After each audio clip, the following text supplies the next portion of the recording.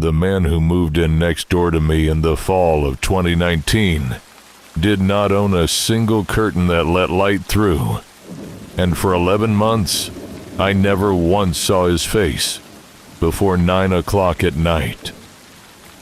By the end of this video, you'll understand exactly what he was hiding behind those blacked-out windows, and why the night I finally saw him clearly is the night I stopped sleeping with my bedroom window open. I want to say up front that I'm not a person who believes in much. I grew up in Terre Haute, Indiana, went to state school for accounting, and spent my 20s doing tax prep for a firm that handled small businesses around the county.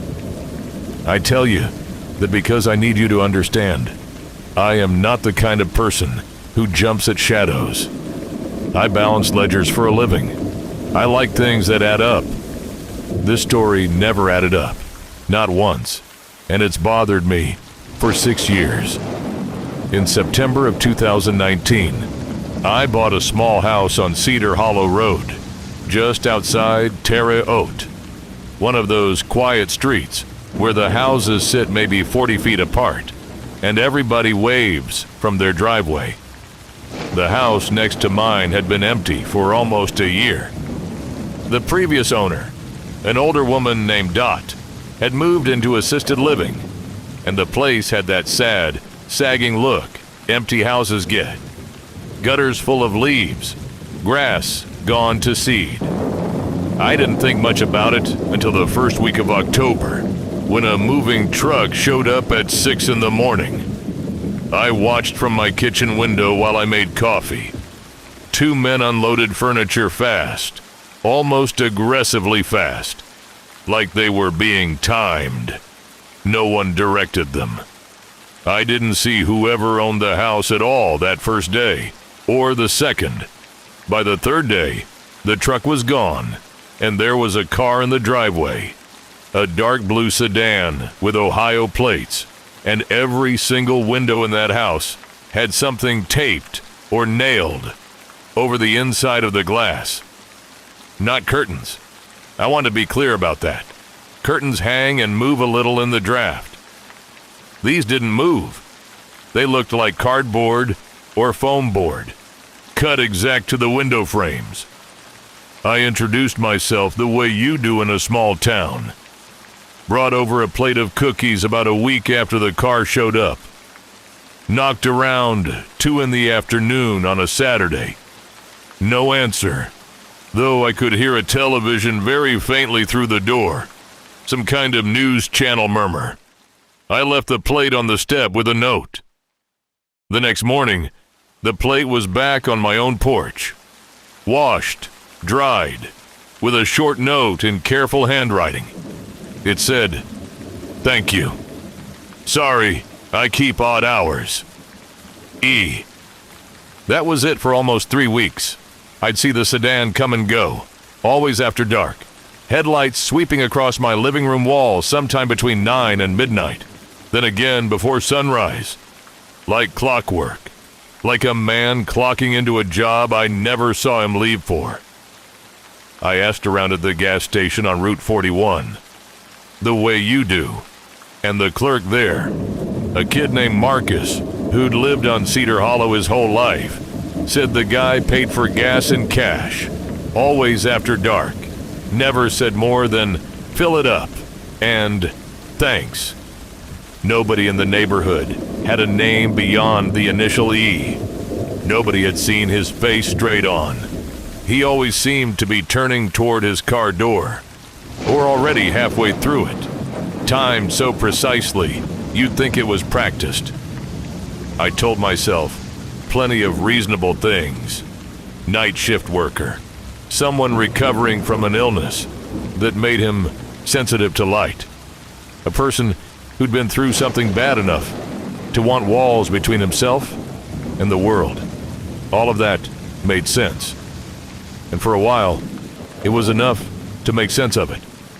Except sense doesn't usually keep a man from ever, not once in 3 weeks, being seen taking out his own trash in daylight. Sense doesn't explain why.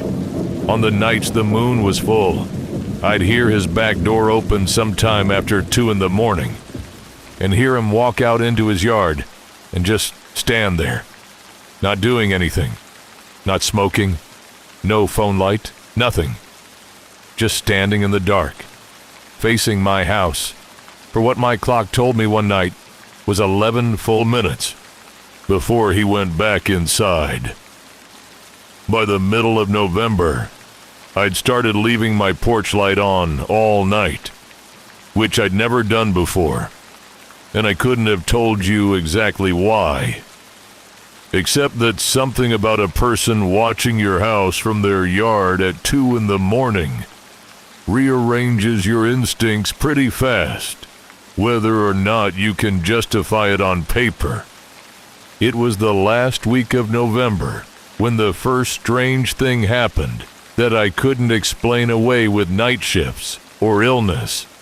I'd gone out to get my mail around 6:30 in the evening, already fully dark that time of year, and I heard, very clearly, a second voice coming from inside his house.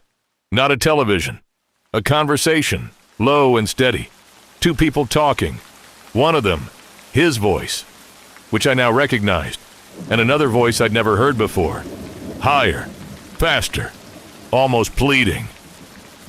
I stood at my mailbox longer than I needed to, and the second voice stopped mid-sentence, like someone had noticed me outside and gone quiet on purpose. 30 seconds later, every light in his house went out at once, not off one by one, the way a person moves through a house, flipping switches, all at once, like a breaker had been thrown, or like it had never been him controlling those lights in the first place. I went inside and locked my door, and I told myself it was a phone, on speaker, a podcast, anything. I almost believe that, even now, except for what happened 4 nights later, which is the reason I'm telling you any of this at all. I woke up a little after 3 in the morning to the sound of digging. Not fast, panicked digging. Slow, patient, rhythmic, coming from somewhere behind our 2 houses, where the yards ran up against a strip of undeveloped woods that the county had never sold off. I lay there telling myself it was a raccoon or a neighbor's dog until I heard something drop, a solid, heavy sound, followed by a long stretch of complete silence, the kind of silence that feels different than regular quiet, the kind where you can tell someone is holding still on purpose because they know you might be listening. I did not look out that window. I want to be honest about that. I lay in bed with my heart going too fast for a man who does taxes for a living, and I did not move until the sky started going gray, and by then, the digging sound was long gone. And so, when I finally worked up the nerve to check, was any sign that it had ever happened at all. No fresh dirt, no disturbed ground, nothing. What I found 3 days later, tucked half under my own back porch step where I keep a shovel and a bag of rock salt, was a child's shoe. Small, maybe a size 11 kid's sneaker. Pale blue, caked in dry mud. Laces still tied in a double knot, the way a parent ties them, so a kid can't work them loose. I did not have children. I had never had children in that house. And there was no earthly reason for a single child's shoe, tied and muddy, to be sitting under my porch step on a Tuesday morning in early December. I called the police that same day. I want you to know that because for a long time after, I felt foolish, like I'd overreacted to a shoe some kid had lost walking home from the bus stop.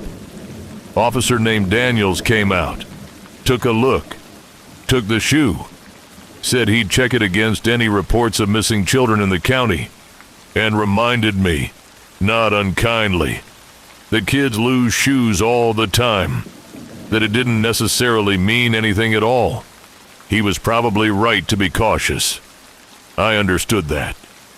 But I hadn't told him about the digging, or the second voice, or the lights going out all at once, like a held breath being let go. Because saying all of that out loud made me sound like a man who needed a vacation, not a man reporting a crime. So I kept most of it to myself, and I spent the next 2 weeks watching that house next door, the way you watch a pot you're sure is about to boil over, waiting for something, anything, to explain what I'd heard and what I'd found. Nothing happened for those 2 weeks. No lights at strange hours. No digging. The blue sedan came and went at its usual times, but the man himself seemed to have vanished from his own routine, like he knew, somehow, that I was watching. And then, on the night of December 19th, I finally saw his face. I'd fallen asleep on my couch with the television on, which I did more often that winter than I probably should admit, and I woke up sometime after 1 a.m. to a knock. Not on my front door. On the window beside my couch, 3 slow knocks, deliberate, at a window that faced directly into his side yard. I sat up, and through the gap in my own curtains, I saw him standing maybe 6 feet from the glass, close enough that the porch light I'd taken to leaving on all night caught his face straight on for the first time in nearly 3 months. He did not look like a monster. That's the first thing I need you to understand, because I think that's what makes it worse. He looked like a tired, thin man in his 40s, unshaven, wearing a flannel jacket that looked slept in, and he was crying. Not dramatically, just steadily, the way a person cries when they've been doing it on and off for a long time, and have stopped trying to hide it. And he said, through the glass, in a voice that barely carried, "I need you to stop watching my house. Please. She's already scared enough." I asked him who she was. I remember my own voice sounding strange to me, too calm, the way you get when your body hasn't caught up to how frightened it should be. He didn't answer that. He just looked at me for a long moment. Long enough that I started to understand something underneath the fear I was feeling, which was that this man was afraid too, maybe more afraid than I was, and that whatever was happening in that house wasn't something he was doing to someone. It was something he was trying to survive alongside someone. Then he said one more thing, before he walked back across the yard into his own dark house. He said, "She only gets worse in the daylight. That's why we can't let her out until after dark. I'm sorry about the shoe. She doesn't understand that it isn't hers anymore." I did not sleep again that night. I sat on my couch until the sun came up, turning that sentence over and over, trying to make it mean something safe, and failing every time. 2 days after Christmas, I saw the ambulance in his driveway. No sirens, lights on, but silent, the way they run them when there's no more emergency left to rush toward. I watched from my window as 2 paramedics wheeled out a gurney with someone small on it, a shape I could not make myself look at directly, covered from the shoulders down. And I watched the man in the flannel jacket follow them out, not crying anymore, just hollowed out, moving like a man who has already grieved something for a very long time and is only now allowed to stop pretending otherwise. I never spoke to him again after that night. He moved out in late January, quietly, no truck this time, just his own car loaded up over a couple of trips, gone before the snow melted. The house sat empty again for a long time, long enough that I eventually stopped watching it entirely, which felt in its own way like a kind of relief I hadn't earned. It took me almost 2 years to learn anything close to the truth. And I only got it because Officer Daniels, the one who'd taken the shoe, retired from the department and ended up drinking coffee most mornings at the same diner I did on Route 41. One morning, out of nowhere, he brought it up. He told me that the man's name was Eli, and that Eli had a daughter, 7 years old, who had been in a car accident 2 years before he ever moved to Cedar Hollow, an accident he'd been driving during. She had survived, but barely, and what came after wasn't the kind of recovery anyone celebrates. She developed a severe, rare photosensitivity from the injury, something to do with pressure changes in her skull, where any real daylight brought her physical pain bad enough that doctors had genuinely recommended keeping her indoors, windows covered, during daylight hours. At night, when it was safe for her to be outside, Eli would let her walk in the yard, the only freedom she had left. And that was the digging Daniels believed I'd heard. A little girl who no longer fully understood her own strength or her own confusion. Digging in the dark because it was the only outdoor thing she was ever allowed to do anymore. The voice I'd heard through the wall wasn't a stranger. It was her. On a night she'd been especially frightened, saying things her father could no longer make sense of either. She had died, Daniels told me, from complications nobody could have predicted. 2 days after Christmas, in her sleep, in the one house on that street, where the man taking care of her had covered every window, not to hide something monstrous, but because sunlight itself had become the thing trying to hurt her. I think about that shoe under my porch step more than almost anything else from those years. I used to believe it meant something sinister, and I let that fear color everything I saw in that house for months. What it actually was, I've come to understand, was smaller and sadder than anything I imagined. It was hers, from before the accident, the last shoe from the last version of her life, where she could simply walk outside whenever she wanted. And grief does strange things to people. Makes them carry small, useless objects into strange places. Makes a father unable to throw away a shoe his daughter would never wear again.